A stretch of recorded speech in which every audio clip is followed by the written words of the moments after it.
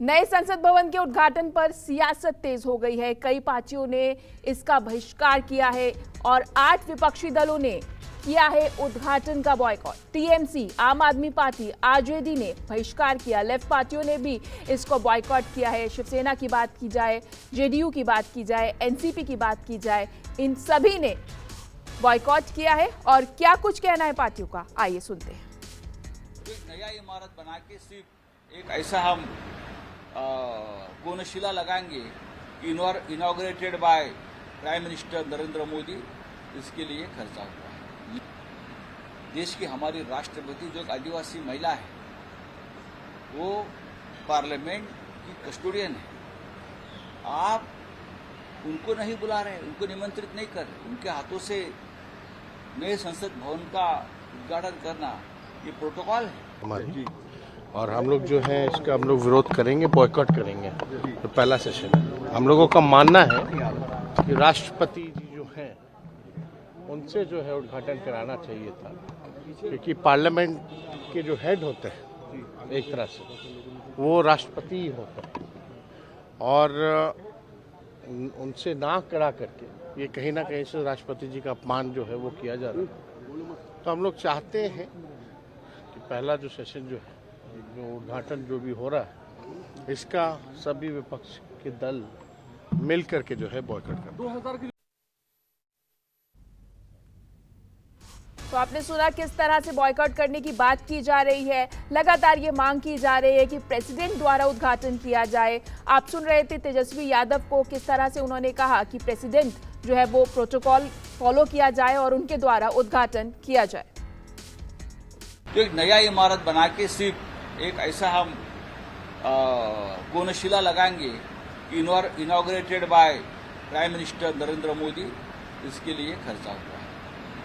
देश की हमारी राष्ट्रपति जो एक आदिवासी महिला है, वो पार्लियामेंट की कस्टोडियन है। आप उनको नहीं बुला रहे, उनको निमंत्रित नहीं कर रहे, उनके हाथों से नए संसद भवन का उद्घाटन करना ये प्रोटोकॉल है। कि राष्ट्रपति जी जो हैं उनसे जो है उद्घाटन कराना चाहिए था, क्योंकि पार्लियामेंट के जो हेड होते हैं एक तरह से वो राष्ट्रपति ही होते हैं, और उनसे ना करा करके ये कहीं ना कहीं से राष्ट्रपति जी का अपमान जो है वो किया जा रहा है। तो हम लोग चाहते हैं कि पहला जो सेशन जो है, जो उद्घाटन जो भी हो रहा है, इसका सभी विपक्ष के दल मिल करके जो है बॉयकॉट करना। सरकार पर अगर कोई आरोप लगता है तो उसका सक्षम जवाब नहीं देना। तो ये देश तो अटल जी की परंपरा का रहा, पंडित नेहरू की परंपरा का रहा, स्वर्गीय इंदिरा गांधी और राजीव गांधी की परंपरा रहा है। लेकिन इस देश के अंदर नई सियासत है, सवाल उठाइएगा तो जवाब नहीं देंगे। अनेक पार्टियों ने इसका बहिष्कार किया है कार्यक्रम का, क्योंकि जिस प्रकार राष्ट्रपति जी की उपेक्षा की गई है, राष्ट्रपति जी को केवल राजनीतिक रैलियों में नाम लेके और आदिवासी समाज को आगे बढ़ाने का एक प्रतीक के रूप में प्रोजेक्ट किया जाना, ये अत्यंत दुर्भाग्यपूर्ण है। और इस पूरे मामले में ज्यादा जानकारी के लिए रुक करते हैं सहयोगी प्रशांत देव का। प्रशांत, आपसे समझना चाहेंगे, अब विपक्ष ने हर मुद्दे को लेकर राजनीति करना शुरू कर दिया है, और अब कहीं ना कहीं जिस तरह से बॉयकॉट की अगर ट्रेंड देखा जाए तो एक एक कर सभी पार्टी सामने आ रही हैं। किस तरह का माहौल?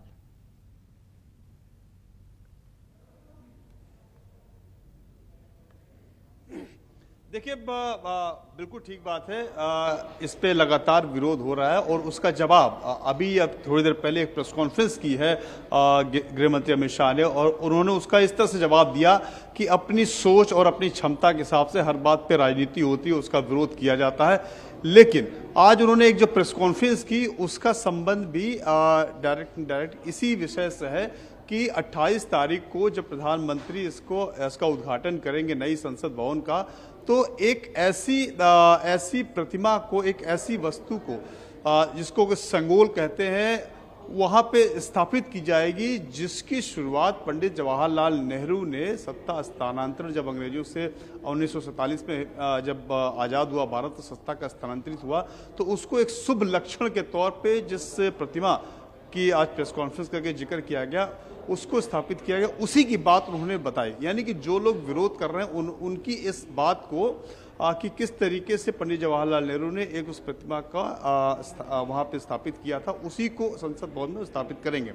ये सवाल भी जब पूछा गया आज गृह मंत्री से कि बहुत विरोध हो रहा है इस बात का, तमाम लोग इस पे आपत्ति जता रहे हैं कि इसको संसद भवन के नए परिसर को उद्घाटन, प्रधानमंत्री द्वारा उद्घाटन को लेकर के, तो उस पर उनका जवाब यही था कि अब इस पर राजनीति होती रहती है, लोग अपनी राजनीति करें, लेकिन उनका ये स्पष्ट मानना है कि इस तरीके से जो लोग जितना सोच सकते हैं, जितनी राजनीति कर सकते हैं, राजनीति करें, लेकिन उद्घाटन प्रधानमंत्री करेंगे। और उसको एक नई बात आज सामने रखी कि जो एक बहुत ही निष्पक्ष शासन करने वाला का जो प्रतीक है संगोल, जिसकी आज चित्र दिखाई गई कि हजारों वर्ष पुरानी एक परंपरा भारत की रही है, जिसको कि पहली बार 1947 में स्थापित किया गया था संसद भवन में, उसको रखा जाएगा, वैदिक मंत्रों को उच्चारण के साथ उसको स्थापित किया जाएगा वहां पे।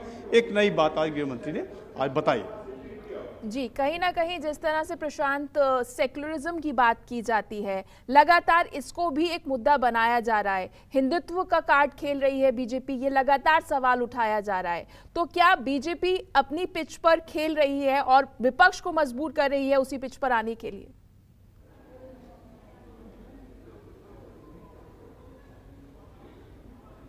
देखिए, जो उनके आज जवाब देने का, इस सवाल पे जो जवाब देने जो दिया है गृह मंत्री ने, उनका ये कहना है कि उनकी राह निश्चित है, वो अपने राह पे बिल्कुल निश्चय होकर चल रहे हैं। और उसमें अब विपक्ष जिस बात को मुद्दा बना रहा है, अब संसद भवन के उद्घाटन को भी मुद्दा बना रहा है, तो उस मुद्दे पे वो कितना कामयाब होते हैं, क्या सोचते हैं, इसकी परवाह जो है सरकार नहीं करती।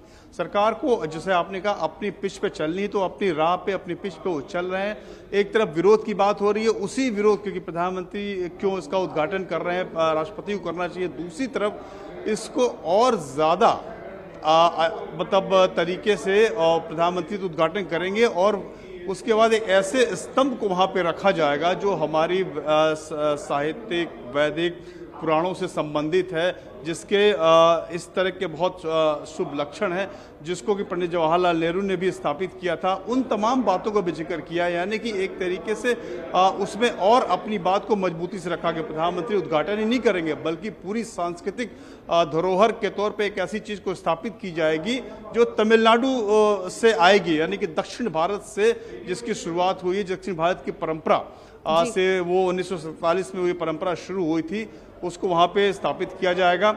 यानी कि एक तरफ विरोध और दूसरी तरफ जिस बात का विरोध हो रहा है उसको एक तरीके से सरकार की तरफ से नकारते हुए उस विरोध को, अपनी बात को और बलवती तरीके से रखने की ये बात कही गई है आज। जी बेशक प्रशांत, जिस तरह से आप जानकारी दे रहे हैं और कहीं ना कहीं वार पलटवार हो रहा है, शुक्रिया तमाम महत्वपूर्ण जानकारी का। और आपको सुनाते हैं किस तरह से बायकॉट किया जा रहा है और जुबानी जंग देखी जा रही है नए संसद भवन के उद्घाटन को लेकर।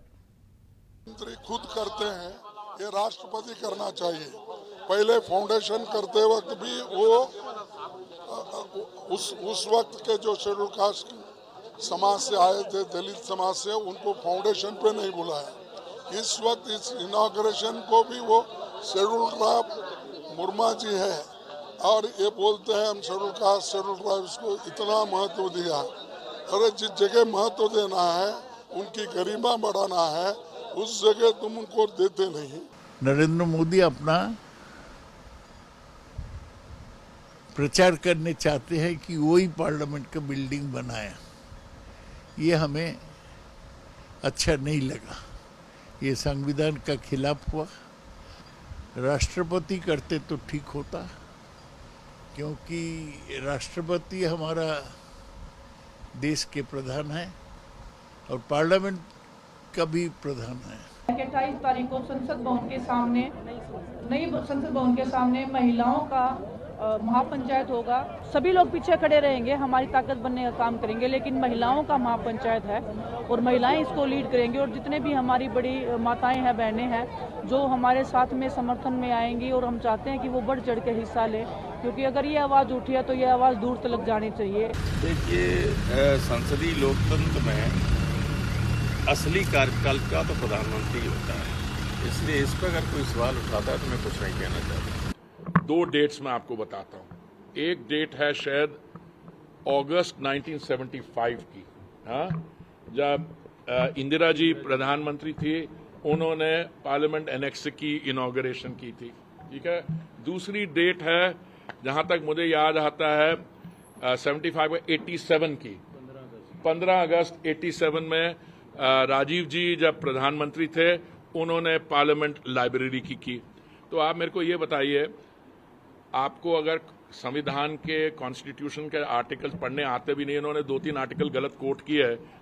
28 तारीख को नए संसद भवन का इनॉग्रेशन है। प्रधानमंत्री के द्वारा विपक्ष को आपत्ति है इस बात को लेकर कि राष्ट्रपति को इस कार्यक्रम में आमंत्रित नहीं किया गया है। Deputy leader Congress party Rajya Sabha Pramod Tiwari हमारे साथ हैं। सर, बार बार बीजेपी की तरफ से ये हवाला दिया जा रहा है कि इससे पहले भी संसद भवन का विस्तार का कार्यक्रम था, उसमें इंदिरा गांधी, पार्लियामेंट लाइब्रेरी में राजीव गांधी ने इनॉग्रेशन किया, तो सरकार के मुखिया की हैसियत से प्रधानमंत्री को यह अधिकार है कि वो इनॉग्रेशन कर सकते हैं।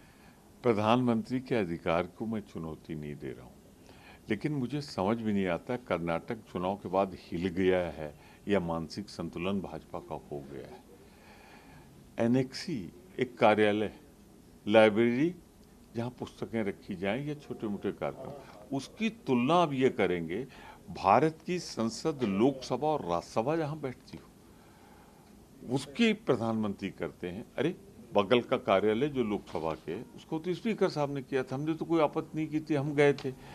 पर संवैधानिक रूप से सदन, संसद एक संवैधानिक स्थल होता है, और उसको आप प्रधान जो संवैधानिक मुखिया उससे न करा के, क्या यही दोष है राष्ट्रपति जी का? जो महिला है, आदिवासी, दलित परिवार से आती, और आप उसमें उपराष्ट्रपति जो सभापति हैं राज्यसभा के, उनको भी आप नहीं बुलाएंगे क्योंकि वो किसान परिवार से आते हैं, वो पढ़े लिखे अधिवक्ता हैं।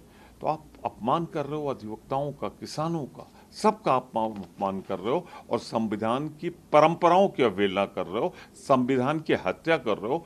तो विपक्ष उसमें भागीदार नहीं बनेगा, इसीलिए हमने इसका बहिष्कार किया। सर, एक और विवाद का मुद्दा ये है कि वीर सावरकर की जयंती के दिन इस कार्यक्रम को रखा गया है, क्या इस बात से भी आपत्ति है आप लोगों को? दिक्कत है भाजपा की, हर चीज को सांप्रदायिक बना देना, हर चीज को ध्रुवीकरण करने का प्रयास करना।